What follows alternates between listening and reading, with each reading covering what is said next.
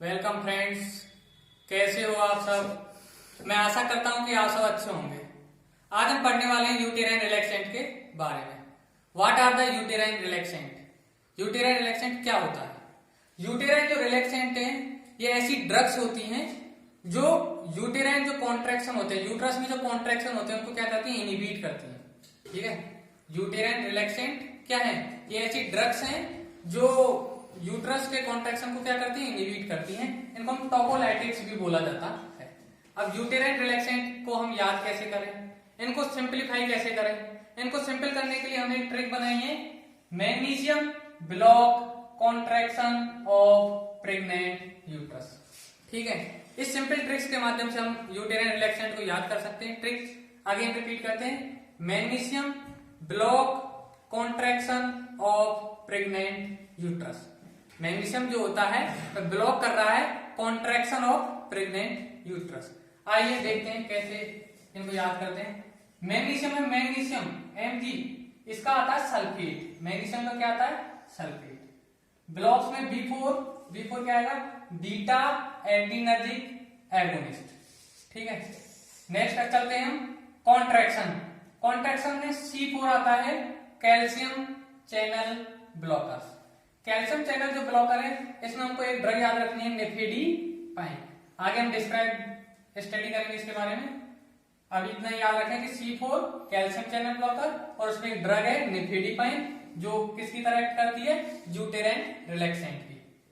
ठीक है, नेक्स्ट हम आगे चलते हैं ऑफ या O for oxytocin receptor antagonist. Oxytocin receptor antagonist में हमको एक ड्रग याद करनी है, कौन सी? एटोसिबान। ठीक है, नेक्स्ट आगे चलते हैं P प्रेग्नेंट में P4 याद रखना है, प्रोजेस्टेरोन, और P4 याद रखना है PG सिंथेसिस इनहिबिटर।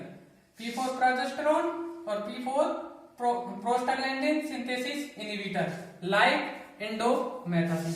ठीक, प्रोस्टाग्लैंडिन सिंथेसिस इनहिबिटर ड्रग कौन सी याद रखना है हमको? इंडोमेथासिन। नेक्स्ट आगे हम चलते हैं GNA general anaesthetics. GN for general, A for anaesthetics. General anaesthetics में हमको याद रखना है कौन सा? हेलोथीन। नेक्स्ट हम आगे चलते हैं N फॉर हमको याद रखना है नाइट्रिक ऑक्साइड। ये सब हमने पढ़ा यूटेराइन रिलैक्सेंट के बारे में। आगे हम इसको समराइज करते हैं। हमने कहा कि uterine relaxant also known as tocolytics, उनको सिंप्लीफाई याद करने की हमने ट्रिक बताई कि magnesium block contraction of pregnant uterus. Pregnant uterus के जो कॉन्ट्रैक्शन है उनको ब्लॉक कर रहा है मैग्नीशियम, ये हमारी ट्रिक थी। अब मैग्नीशियम 4 हमने पढ़ा मैग्नीशियम सल्फेट। ठीक है, बी ब्लॉक में B4 पढ़ा बीटा एडिनर्जिक एगोनिस्ट। C4 हमने पढ़ा कैल्शियम चैनल ब्लॉकर, और कैल्शियम चैनल ब्लॉकर में हमने एक ड्रग पढ़ी थी निफेडिपाइन। ठीक है, नेक्स्ट हम चलते हैं O for oxytocin receptor antagonist, उसमें हमने एक ड्रग पढ़ी थी एटोसिबान। ठीक है, नेक्स्ट हम चलते हैं प्रेग्नेंट में P4 हमने पढ़ी थी 2 प्रोजेस्टेरोन और prostaglandin synthesis inhibitor. Prostaglandin synthesis जो इनहिबिटर था उसमें हमने पढ़ा था क्या? इंडोमेथासिन। नेक्स्ट हम आगे चलते हैं GNA पूरा हमने पढ़ा था जनरल एनेस्थेटिक्स। जनरल एनेस्थेटिक में क्या पढ़ा था? हेलोथीन। ठीक है, नेक्स्ट हमने पढ़ा था N4 नाइट्रिक ऑक्साइड। इस तरह से ये समराइज हुए। अब हम यूटेराइन जो रिलैक्सेंट है इनके बारे में डिस्क्राइब स्टडी करते हैं स्टेप बाय स्टेप, एक को लेकर। हाय फ्रेंड्स, अब हम पढ़ते हैं मैग्नीशियम सल्फेट के बारे में डिस्क्राइब रूप से। ठीक है, मैग्नीशियम जो सल्फेट होता है ये यूटेराइन रिलैक्सेंट की तरह एक्ट करता है। ठीक है, मैग्नीशियम सल्फेट को हम देते कैसे हैं? Given by intravenous infusion. IV infusion के द्वारा मैग्नीशियम सल्फेट को दिया जाता है। मैग्नीशियम जो सल्फेट होता है इसका डिप्रेसेंट एक्शन होता है। कहां होता है? यूटेराइन स्मूथ मसल पे होता है, यूटेराइन स्मूथ मसल पे होता है, सेंट्रल नर्वस सिस्टम पे होता है और मायोमेट्रियम पे होता है। ठीक, इसका क्या होता है? डिप्रेसेंट एक्शन होता है मैग्नीशियम सल्फेट का। कहां पे? यूटेराइन स्मूथ मसल पे होता है, मायोमेट्रियम पे होता है और कहां पे होता है? सेंट्रल नर्वस सिस्टम पे होता है। ये यूजफुल होता है कब, जब बीटा 2 एगोनिस्ट क्या होता है, कॉन्ट्राइंडिकेट, सीआई का मींस यहाँ पे क्या है, कॉन्ट्राइंडिकेट। जब बीटा 2 एगोनिस्ट ड्रग्स क्या होती है, कॉन्ट्राइंडिकेट है, तो यूटेराइन रिलैक्सेंट के रूप में किसका यूज करते हैं हम, मैग्नीशियम सल्फेट का। नेक्स्ट हम पढ़ते हैं इसके बारे में, ये use to control convulsion and blood pressure in toxaemia of pregnancy.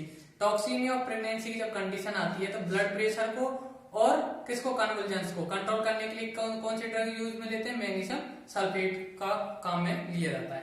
Next अब हमने ये तो पढ़े इसके यूज, अब मैग्नीशियम जो सल्फेट है इसके क्या क्या साइड इफेक्ट है, अब हम पढ़ेंगे साइड इफेक्ट। साइड इफेक्ट्स हैं इसके, हाइपोटेंशन हो जाएगी, हाइपोथर्मिया हो जाएगा, कार्डियक एरिथमियाज हो जाएगा, और डिप्रेशन हो जाएगा सेंट्रल नर्वस सिस्टम का और रेस्पिरेटरी सिस्टम का। ठीक, मैग्नीशियम सल्फेट के कौन कौन से साइड इफेक्ट हैं, हाइपोटेंशन हो जाएगी, हाइपोथर्मिया हो जाएगा, सेंट्रल नर्वस सिस्टम और रेस्पिरेटरी सिस्टम जो है डिप्रेस हो जाएंगे, और क्या है, एरिथमिया आ जाएंगे। ये हमने स्टडी की क्या, मैग्नीशियम सल्फेट के बारे में। एक बार अगेन समराइज करते हैं, हमने क्या कहा कि मैग्नीशियम जो सल्फेट है वो एक्ट करता है यूटेराइन रिलैक्सेंट की तरह। इसे हम देते कैसे हैं, आईपी रूट से, और कब देते हैं, जब बीटा 2 एगोनिस्ट कॉन्ट्राइंडिकेट होता है तब ये यूजफुल होता है। ठीक है, एक फिर हमने पढ़ा था इसका डिप्रेशन एक्शन होता है कहां पे, यूटेराइन स्मूथ मसल पे, मायोमेट्रियम पे और सेंट्रल नर्वस सिस्टम पे। जब टॉक्सीमिया ऑफ प्रेगनेंसी में टॉक्सिसिटी की कंडीशन होती है तो ब्लड प्रेशर को और कन्वल्जेंस को कंट्रोल करने के लिए मैग्नीशियम सल्फेट का यूज किया जाता है। ठीक है, अब इसके क्या क्या साइड इफेक्ट्स है, हाइपोटेंशन था, हाइपोथर्मिया थी, और क्या था, सेंट्रल नर्वस सिस्टम डिप्रेस हो रहा था, रेस्पिरेटरी सिस्टम डिप्रेस हो रहा था, और कार्डियक एरिथमिया डिप्रेस हो रहा था। हाय फ्रेंड्स, अब हम पढ़ते हैं बीटा एड्रीनर्जिक एगोनिस्ट के बारे में। बीटा एड्रीनर्जिक जो एगोनिस्ट है ये यूटेराइन रिलैक्सेंट की तरह कैसे एक्ट करता है, इसके बारे में पढ़ते हैं, क्या क्या इसके वर्क है। बीटा एड्रीनर्जिक जो एगोनिस्ट है ये होता है फर्स्ट चॉइस टोकोलाइटिक्स। क्या होता है, फर्स्ट चॉइस टोकोलाइटिक्स। जो फर्स्ट है ये इसकी ट्रिक है कि जो कौन कौन से बीटा एड्रीनर्जिक ड्रग हैं जो क्या टोकोलाइटिक्स की तरह एक्ट करते हैं। फर्स्ट में F4 हमको याद रखना है, फिनोटिरोल। F4 क्या याद रखना है, फिनोटिरोल। I4 हमको याद रखना है, आइसोप्रोपिन। R4 हमको याद रखना है, रिटोड्रिन। S4 हमको याद रखना है, साल्ब्यूटेमोल। और T4 हमको याद रखना है, टर्ब्यूटेलिन।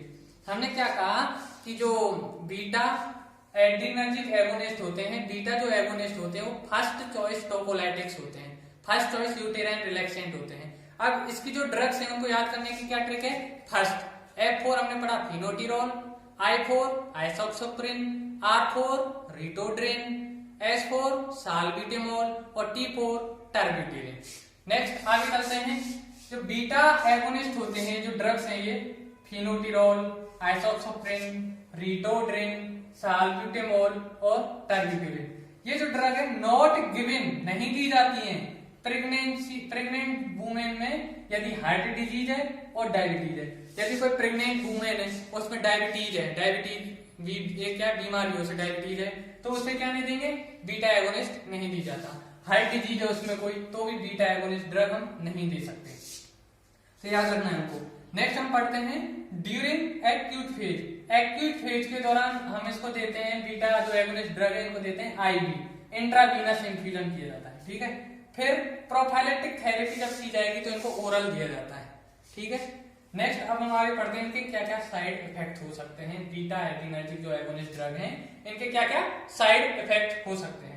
साइड इफेक्ट्स में हम पढ़ते हैं टैकीकार्डिया हो सकता है, पाल्पिटेशन हो सकता है, पल्मोनरी एडिमा हो सकती है, हाइपरग्लाइसीमिया हो सकती है, हाइपोकैलेमिया हो सकती है, एरिथमिया हो सकता है। हाइपरग्लाइसीमिया है कि ब्लड में ग्लूकोज का लेवल बढ़ जाता है, वो हाइपरग्लाइसीमिया कंडीशन होती है। एरिथमिया हो सकती है। ठीक है, ये साइड इफेक्ट है। अब हमने पढ़ा बीटा एड्रीनर्जिक एगोनिस्ट। अब इसे अगेन समराइज करते हैं कि हमने क्या कहा कि बीटा जो एड्रीनर्जिक एगोनिस्ट जो ड्रग होती है फर्स्ट चॉइस टोकोलाइटिक्स होती हैं, फर्स्ट चॉइस यूटेराइन रिलैक्सेंट होते हैं। फर्स्ट से हम याद करेंगे कौन कौन सी ड्रग आती है, F4 फिनोटिरोल, I4 आइसोप्रोपिन, R4 रिटोड्रिन और S4 साल्ब्यूटेमोल, T4 टर्ब्यूटेलिन। फिर हमने कहा कि जो ये बीटा एगोनिस्ट जो ड्रग है ये प्रेग्नेंट वुमेन में यदि डायबिटीज है या फिर हार्ट डिजीज है तो इनको नहीं दिया जाता है। ठीक, प्रोफाइलेटिक थेरेपी जब जब हो रही है तो इनको ओरल रूट से दिया जाता है और एक्यूट फेज के दौरान इनको इंट्रावीनस रूट से दिया जाता है। इनके साइड इफेक्ट्स क्या क्या है? इनके साइड इफेक्ट्स में हमने पढ़ा पाल्पिटेशन हो सकता है, टैकीकार्डिया हो सकता है, एरिथमियाज हो सकता है, पल्मोनरी एडिमा हो सकती है, हाइपरग्लाइसीमिया हो सकती है, ब्लड में ग्लूकोज का लेवल बढ़ सकता है और हाइपोकैलेमिया हो सकती है। हाय फ्रेंड्स, अब हम पढ़ते हैं कैल्शियम चैनल ब्लॉकर के बारे में। कैल्शियम चैनल जो ब्लॉकर है इसमें एक ड्रग होती है निफेडिपाइन। निफेडिपाइन ड्रग क्या है? यूटेराइन रिलैक्सेंट की तरह एक्ट करती है। ये क्या करती है? ये ब्लॉक कर देगी या इनहिबिट कर देगी influx of calcium ion into myometrium. Myometrium में कैल्शियम के इनफ्लक्स को रोक देती है ये। ठीक है, कौन सी ड्रग? निफेडिपाइन। और इसे देते कैसे हैं? ओरली इसको दिया जाता है। ये थे कैल्शियम चैनल। और कैल्शियम चैनल जो ब्लॉकर है इनके जो साइड इफेक्ट होते हैं वो बीटा एगोनिस्ट से क्या होते हैं? कम होते हैं। अब नेक्स्ट हम पढ़ते हैं O4 ऑक्सीटोसिन रिसेप्टर एंटागोनिस्ट। इसमें जो ड्रग आती है वो कौन सी आती है? एटोसिवान। ऑक्सीटोसिन रिसेप्टर जो एंटागोनिस्ट है, जो एटोसिवान है, ये क्या करता है? कंपेटिटिवली ये याद रखना, कंपेटिटिव ब्लॉकर होता है। कंपेटिटिवली ब्लॉक करेगा OR का मतलब है ऑक्सीटोसिन रिसेप्टर को, ठीक है, ऑफ यूट्रस। यूट्रस के जो ऑक्सीटोसिन रिसेप्टर है उनको क्या करेगा?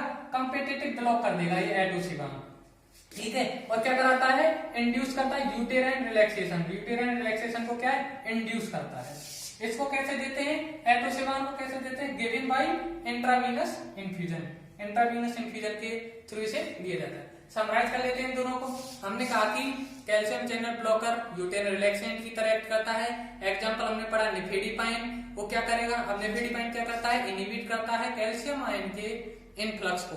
कैल्शियम आयन का जो इनफ्लक्स है वो नहीं होने देता। कहां पे? मायोमेट्रियम में। और उसे देते कैसे? ओरल रूट से उसको दिया जाता है। साइड इफेक्ट्स उसके क्या हुए? कम होते हैं बीटा-2 एगोनिस्ट से। नेक्स्ट हमने पढ़ा क्या? Oxytocin receptor antagonist atosiban. Atosiban जो होता है कंपेटिटिव ब्लॉक कर देगा ऑक्सीटोसिन रिसेप्टर ऑफ यूट्रस। ठीक, और क्या करता है? यूटेराइन रिलैक्सेशन को क्या करता है? इंड्यूस करता है। इसे कैसे देते हैं? IV रूट, इंट्रावीनस इन्फ्यूजन से इसको दिया जाता है। ऑक्सीटोसिन रिसेप्टर एंटागोनिस्ट के भी साइड इफेक्ट क्या होते हैं? बीटा-2 एगोनिस्ट से कम होते हैं। हाय फ्रेंड्स, अब हम आगे बढ़ते हैं प्रोजेस्टेरॉन के बारे में। P4 प्रोजेस्टेरॉन और P4 prostaglandin synthesis inhibitor. Progesterone जो होता है इसका भी रिलैक्सेंट इफेक्ट होता है। इसका भी क्या है? रिलैक्सेंट इफेक्ट होता है यूटेरस पे। प्रोजेस्टेरॉन का भी क्या है? रिलैक्सेंट इफेक्ट होता है यूटेरस पे। प्रोजेस्टिन जो होता है यूज होता है in the treatment of threatened abortion. Threatened abortion के ट्रीटमेंट में यूज होता है क्या? प्रोजेस्टिन। ठीक है, प्रोजेस्टिन का ही एक टाइप होता है क्या? प्रोजेस्टेरोन। अब हम नेक्स्ट पढ़ते हैं prostaglandin synthesis inhibitor. Prostaglandin synthesis inhibitor क्या होते हैं? इसमें क्या पढ़ेंगे? NSAID non steroidal anti inflammatory drug. Non steroidal anti inflammatory drugs like indomethacin. क्या? इंडोमेथासिन। ये क्या करता है? प्रोड्यूस करता है टोकोलाइटिक इफेक्ट। कैसे? प्रोस्टाग्लैंडिन सिंथेसिस को इनहिबिट करके। हमने क्या कहा कि NSAID लाइक ड्रग जो है इंडोमेथासिन वो टोकोलाइटिक इफेक्ट क्या है? शो करता है। कैसे? प्रोस्टाग्लैंडिन की जो सिंथेसिस है उसे इनहिबिट करके। लेकिन जो प्रोस्टाग्लैंडिन सिंथेसिस इनहिबिटर है जैसे कि इंडोमेथासिन का यूज नहीं किया जाता बिकॉज इनके क्या साइड इफेक्ट्स बहुत ज्यादा होते हैं। साइड इफेक्ट्स ज्यादा होने के कारण कौन कौन से साइड इफेक्ट्स हैं? Premature closure of ductus arteriosus.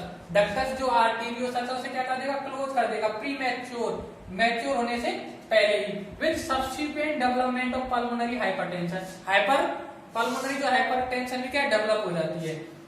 यदि हम इंडोमेथासिन का यूज करेंगे तो क्या होगा? डक्टस आर्टेरियोसस जो है वो प्रीमेच्योर क्लोज हो जाएगी विद पल्मोनरी हाइपरटेंशन का डेवलपमेंट हो जाएगा उसके साथ।